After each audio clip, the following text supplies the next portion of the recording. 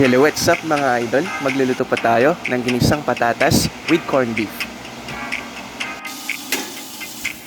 Alright guys, umpisa na natin ang paggigisa ng bawang at sibuyas. Okay, halo-haloin lang po natin ito at saka natin ilagay ang patatas.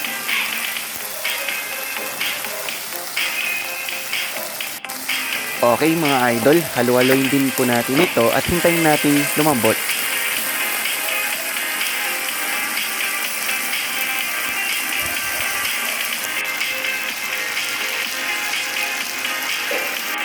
Ayan guys, malambot na ang patatas, kaya ilagay na natin ang corned beef.